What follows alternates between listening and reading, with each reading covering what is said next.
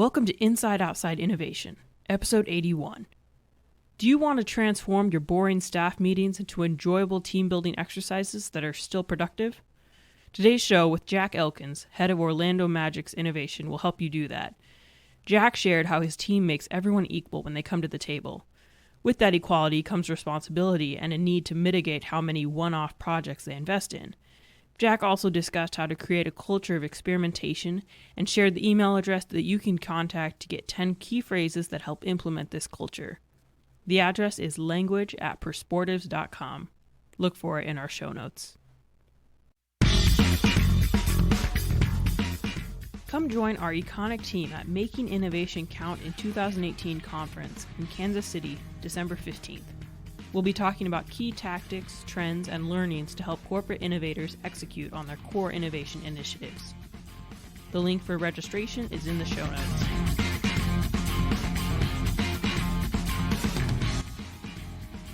So talk a little bit about how it got started, kind of where you are in the journey, and what exactly is the Orlando Magic Lab? Sure. One of the first things to mention with why it got started is this realization that we're not inoculated from the same disruptions that face any other company. There's countless examples of certain industries that you think are doing really well and the NBA is doing very well. They still face the same challenges that every other industry faces. So a little more than 3.5 years ago, we decided to try to activate this core value both internally and externally.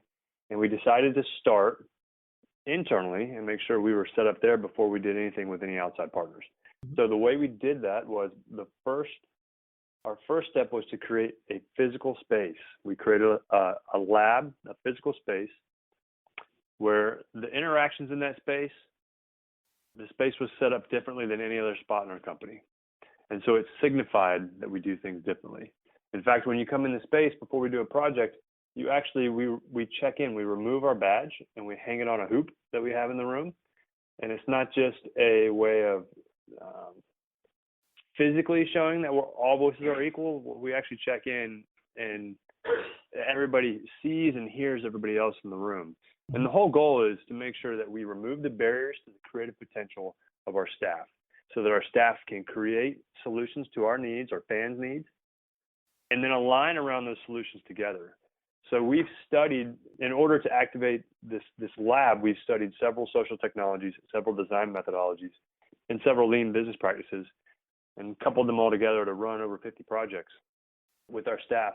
And over the course of the last 3.5 years, what we've seen is it's laid the groundwork, and these things are journeys. They take time. Right. I don't believe an organization can drop a book on the desk, implement innovation, and have it take off overnight.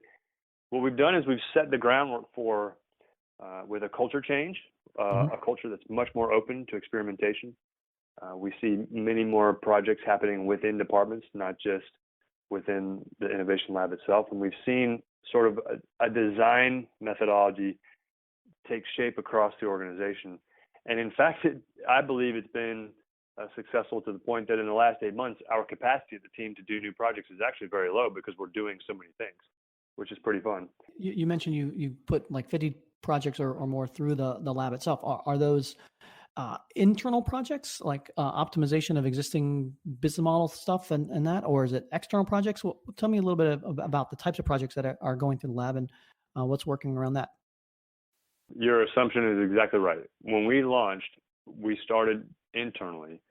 And what was really great was it did a few things for us. One, in order to get ourselves ready in a place where we were capable of innovating with outside partners, we sort of had to fix some issues we had. So before you could even start innovating, you had to clear out some of the stuff that staff knew was wrong or things that we didn't like, but maybe there just wasn't a mechanism, a process, or a method in place to bring that to light. So a lot of our first projects with a group called our Innovation Catalysts actually took on challenges that we had internally that were barriers to us being able to solve some problems.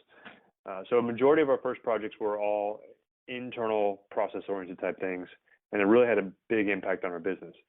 Most of them were not the type of things that you would say had huge return on investment, which we can talk about metrics and measurements later on, but they were things that had big savings. And then I'll finish with the other two ways that where we've gone on this journey in terms of figuring out how a small to mid-sized business can innovate. And we do not, sports teams, there's a misnomer. Sports teams are not flush with cash like it might seem. We run pretty lean and mean, and so there's not a lot of money. Sports teams, they operate very cyclically, season to season, and it's not like there's a big cash pool of resources to start a totally different department, because all the teams are sort of measured equally against each other in the revenue share and the way collective bargaining is set up. The teams are meant to be designed to have parity in the league. And so to do something different is truly an investment from our side. And so what we did was we started internally with the lab. We then took those resources and the things that we'd learned, and we knew that we didn't have all the knowledge we needed to succeed, so we wanted to run open innovation projects with our partners. And so, for instance, when you think about sports, a big chunk of the revenue that a sports team brings in during the year is actually partially controlled by third parties, not solely controlled by the team. I'll give you an example. Our ticketing provider, Ticketmaster, has a huge influence on that part of our business. We have a concessionaire that has a huge impact on the revenue that we bring in from food sales. With the league revenue that we receive based on national TV rights deals and the contract the NBA has with Disney and ESPN and ABC, those are big chunks of revenue that are not solely controlled by the Magic. So it makes sense for us to want to do projects with partners of ours, but it's more importantly, it's in place so that we can find the knowledge that we need, the knowledge that we don't have to keep our business model nimble and moving forward. And lastly, we participate in the tech ecosystem. So there's two things I think that are important: the ability to create solutions and the ability to source solutions. Because you don't always have to create something, you just need to find that thing that's already been created, maybe in a different industry or whatnot. So we participate in the ecosystem of, I would say that the tech ecosystem. We're a member of the regional angel network. We're very active with a couple of universities and their tech transfer offices and seeing what they have coming out of the university. We pay attention to several VCs and several sports accelerators to see what tech is being focused on by startups and what really cool potential technologies are out there that we can be an early adopter of, because usually there's some really great economies of scale being an early adopter or some really great opportunities. And then it's not just a chance to see what's coming, but oftentimes the things that we want to create, we're a sports team. We do not have a development house or development shop in-house. Right. So we need to know great places to look to get something done or built if it's a concept that we want to accomplish. So we have a lab, we have innovation collaborations, and we have how we participate in the ecosystem. And that's an interesting, again, with a small team and that, how do you start prioritizing and understanding which particular kind of bets to place within the lab? So you have opportunities to innovate around your business model, generating different revenue sources. You've got innovation opportunities with the team itself as far as new technologies to make them better. How do you kind of determine what goes in the lab or how to prioritize what particular ideas to tackle and execute on? Great question. I would say in terms of priorities, there's not a lot of science to it, because sometimes you want to take advantage of an opportunity that pops up, and sometimes there's a need that pops up. I would say that there's a few things that we look at and we use as a lens to help guide our decision making. The first is we want to make sure we have a balance of strategic projects that come down from leadership, external projects, and one-off projects. So we have a process in place for any member of staff to propose a project, as long as we get a project GM that says this is worth spending time and resources on. But you don't want to have a whole lot of one-off projects, because they're harder to put back into the business because they might not necessarily fit. You don't just want to have a whole lot of leadership strategic projects, because sometimes they might be focused more on the here and now. They might not be thinking far enough out. And then you don't just want to be focused solely on external projects, because it's also harder to bring back into the business model. Because one of the things a mentor of mine showed me years ago was a principle from Margaret Wheatley, and it's kind of a combination of two of her principles, and it states that people care about what they create and they're responsible when they care. And so the premise is if you don't have a hand in creating it, it's very hard to bring it back into the business unit. So sometimes it's hard to have standalone innovation groups that do all the work on their own and then try to throw something back in the business. because a lot of times the business doesn't feel ownership of it. Mm-hmm. One of the biggest things, though, I think that's important in terms of a lens in looking at priorities is I think the Horizons of Innovation is a really great model for how you map your projects and thinking about, do we have our investments? Do we have our focus? Balance might be the right word, or at least addressing the core areas of our business. And again, we're lucky that we have a guiding principle and our core value that we get to turn back to and look at as a waypoint on that. You mentioned metrics earlier in that. So we talked a little bit about how you prioritize what particular ideas come into the funnel and how they're kind of mapped across the horizons of innovation. That how do you then actually measure success, especially with, again, a small team in a different type of market? Okay, I want to bridge the two with the story. Sure. So one of the things that we did to help prioritize was a little more than 2 years ago, we did a project with our leadership called Disrupt 2020. And we asked our leadership 3 open-ended questions in order to capture everything that they believed could disrupt the Magic or the NBA in the next 5 to 10 years. And then we, a version of the Delphi method in order to actually vote on these categories, these things that they identified, without having discussion in the room, without having one voice sort of dominate one thing or another. Mm-hmm. And it led to 12 principles. And we then took those and we went to our C-suite and we created areas of focus under each. And it was really helpful in identifying several things that we should prioritize. But I would tell you that it was actually kind of a failure. And one of the reasons why was we sort of raced to put the questions together. We didn't have the questions really, really written out well. One of the things that was missing was I really like the guys from Eat Big Fish, their propelling question, which includes a bold ambition and a significant constraint in every question. We were missing the significant constraint.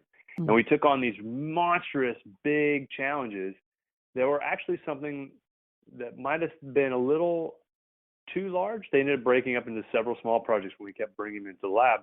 And it was a little discouraging to staff because the progress was something that was very slow.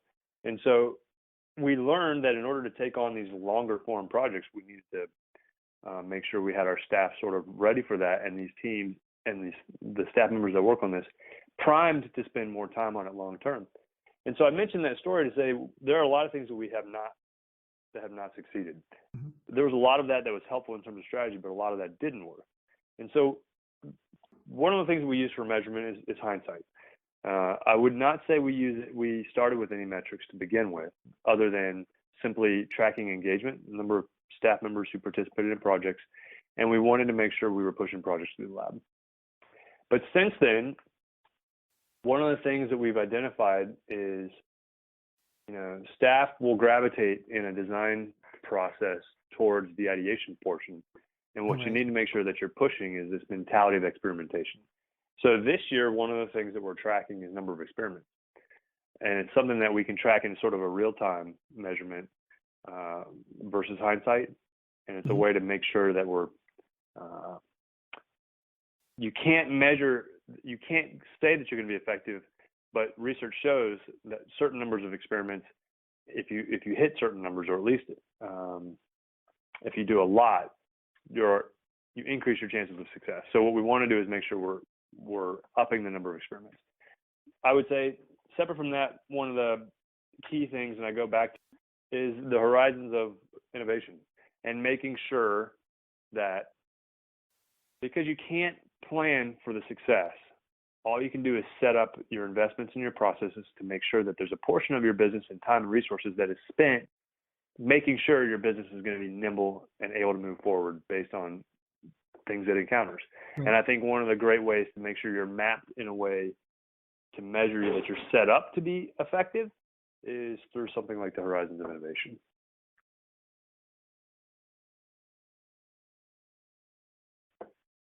The last thing I want to kind of talk about, because we don't have a lot of time, one of the things you talked a lot about at the Back End of Innovation Conference was kind of the culture that you've set within the lab and within your organization. And a lot of that stuff resonated with me and other companies that we work with. That culture is so important. So talk a little bit about some of the things that you use to kind of craft that culture or make sure that culture permeates across the organization? And specifically, you talked a lot about like language that you use. Can you talk a little bit more about Oh, culture in that? yeah.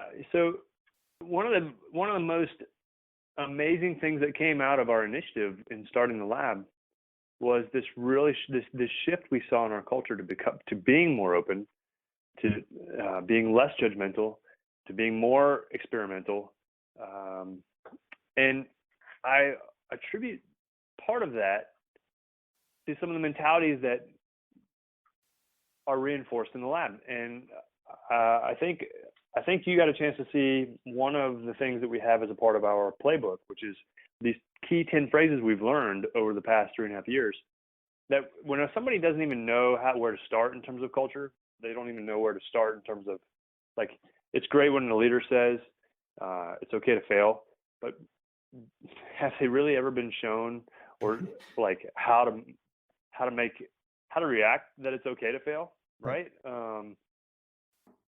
It's sometimes there's a lot of innovation theater that happens.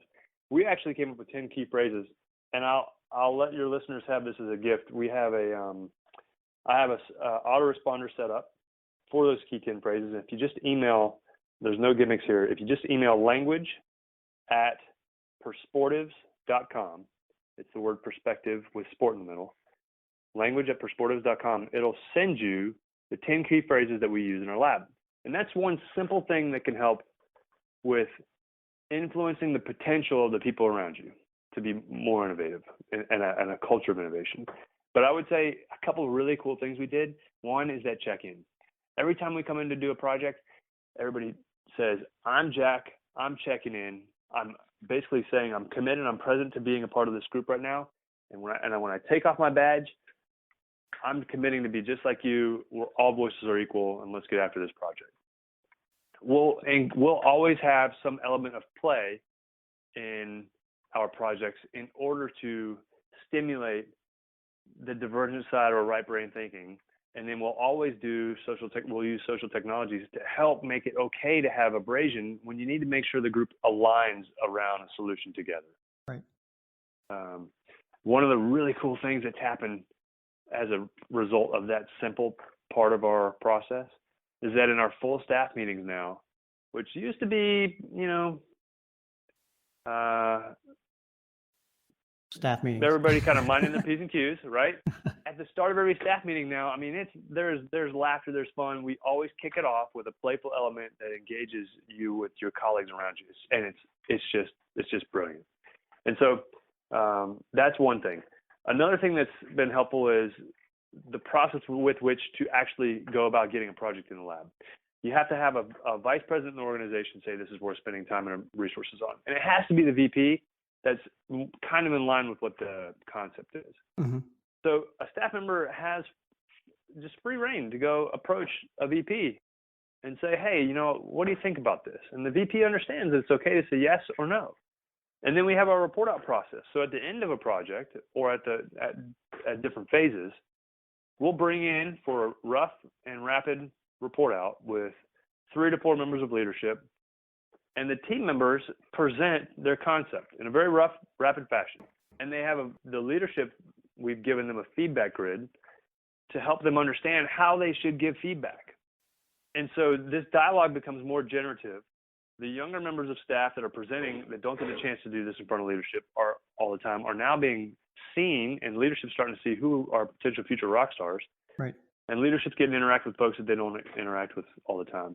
And those are just a couple examples. I could go on and on and on. But I think the most important thing is, if you're going to include a creative element of your innovation process, you've got to do some things that help remove the barriers to the creative potential of the staff. And a lot of times, it's not necessarily attacking culture head on, but beneficial culture change is actually a byproduct of removing the barriers to the creative potential of your staff. Does that make sense?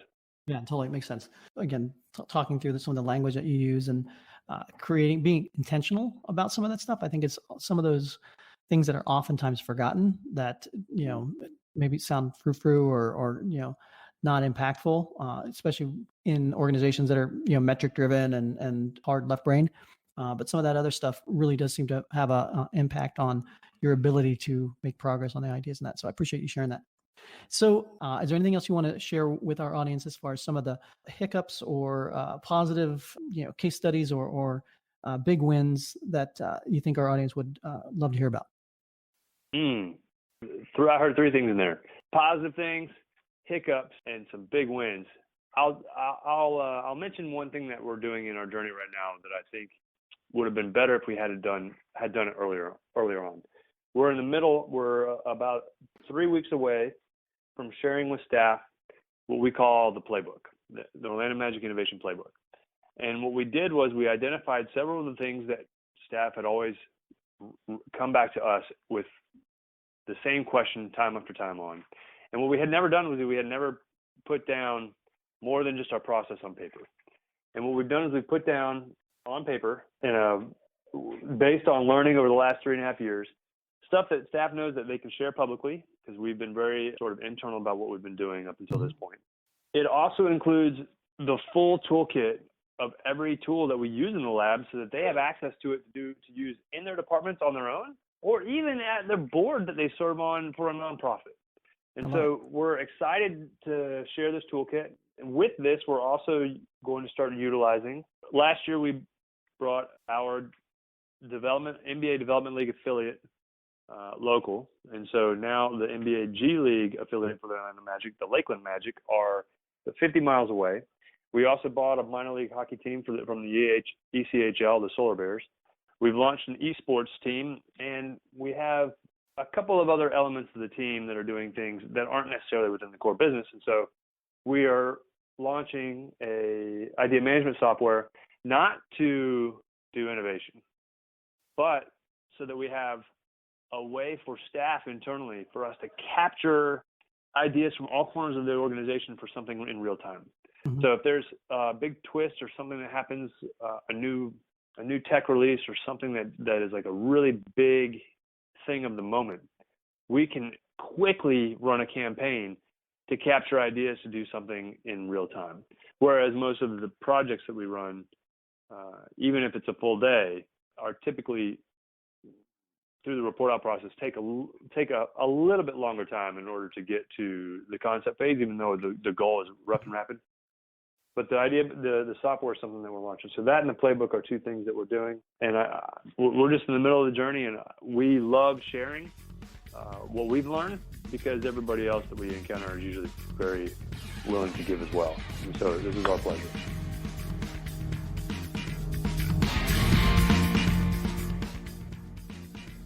That's the end of another episode of Inside Outside Innovation.